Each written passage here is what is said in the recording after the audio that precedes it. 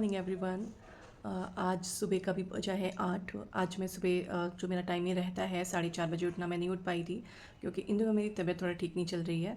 तो हेल्थ थोड़ा ठीक रहे, क्योंकि हेल्थ सही रहेगी तो बाकी चीज़ें भी मैं कर पाऊँगी। ये चीज़ें अच्छे से मैं समझ चुकी हूँ।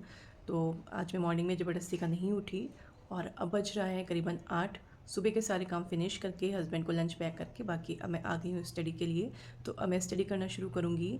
आज जैसा कि मैंने लिया है चैलेंज लगभग 15 डेज़ के लिए। मेरे पास ये यूथ कंपटीशन की बुक है।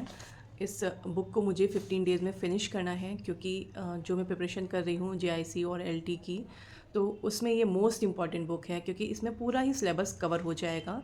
तो मुझे अच्छे से नॉलेज हो जाएगा कि क्या क्या चीज़ें एग्ज़ाम में आनी हैं। फिर उसका डीप नॉलेज के लिए मैं दूसरी बुक भी पढ़ूंगी और इसको 2 से 3 बार रिपीट करने की कोशिश करूँगी, क्योंकि जो लास्ट ईयर 2018 में एग्ज़ाम हुआ था, मोस्टली क्वेश्चन इस बुक से फंसे हुए थे।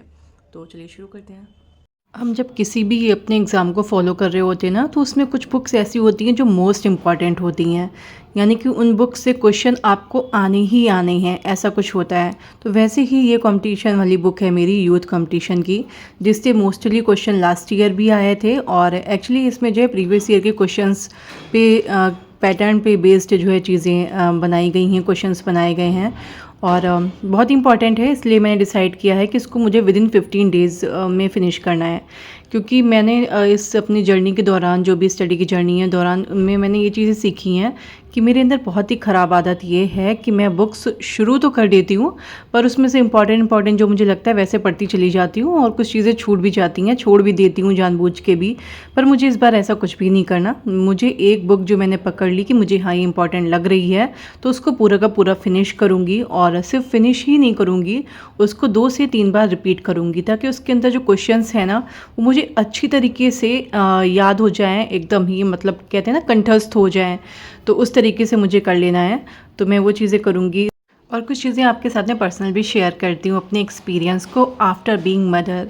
एक्चुअली मैं पढ़ाई कर रही थी, न जाने क्यों मुझे अंदर से अजीब सा फील होता है। मेरा बेटा दूसरे रूम में अंदर सो रहा था, तो मैं आती हूँ तो देखती हूँ अचानक से वो बेड के एकदम ही कॉर्नर पे था, यानी कि जो मैंने पिलो भी लगाई है ये उस समय नहीं लगाई हुई थी, और वो एकदम ही कॉर्नर पे आ गया था। और न जाने क्यों मुझे अंदर से एहसास हुआ कि अपने बेटे को जा कर के देखूं। मैं अंदर आकर के देखती हूँ तो एकदम कॉर्नर पे था। मैंने आकर के पिलो लगाई और बहुत ही अंदर से अच्छा फील हो रहा था कि सच में यार माँ मतलब अलग ही चीज़ होती है, कि आपको अंदर से ही मतलब ना बहुत ही सारी चीज़ें आप खुद ब खुद कैसे जान जाते हो, कैसे सीख जाते हो, समझ नहीं आता।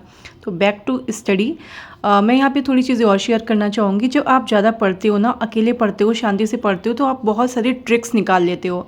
मैंने अपने इस क्वेश्चन में, जो कि मोस्टली पूछा जाता है क्वेश्चन, पर इसके ऑप्शंस ऐसे होते हैं ना कि इसको सीक्वेंस से लगाना होता है, तो ये इसमें बहुत ज़्यादा कन्फ्यूज़न होती है। तो इस टाइप के क्वेश्चंस के लिए ट्रिक लगाना होता है, जो मैंने लगाई है। ट्रिक्स आपको पढ़ते पढ़ते खुद ब खुद आ जाते हैं।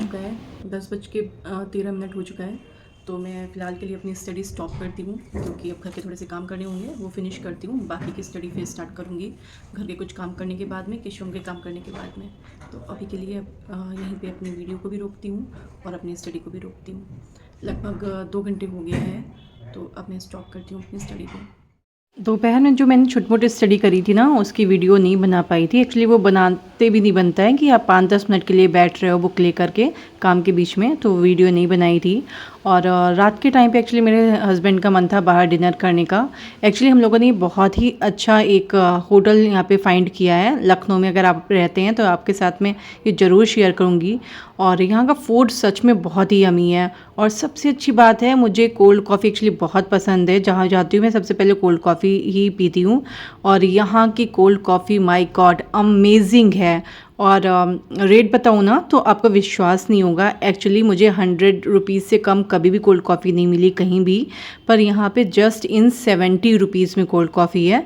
आपको अगर ये जगह जानना हो ना तो मुझे कमेंट कीजिएगा, मैं आपको इस जगह का नाम फिर ज़रूर बताऊंगी। और एक्चुअली यहाँ पे जो वाइब आ रही थी ना मुझे ऐसा लग रहा था जैसे मैं गोवा में हूँ या फिर मुंबई में हूँ। इतना अच्छा लग रहा था, क्योंकि ऊपर ये देखिए, जो आप देख सकते हैं ना, यहाँ पे बैठने के लिए भी जगह होती है, और यहाँ से इतना अच्छा व्यू मिलता है। और जो यहाँ पे सॉन्ग प्ले हो रहा होता है, इतना अच्छा लगता है कि मैं आपको वर्ड्स में बयान नहीं कर सकती हूँ। आप खुद जाइएगा तो आप इसको फील कर पाएंगे।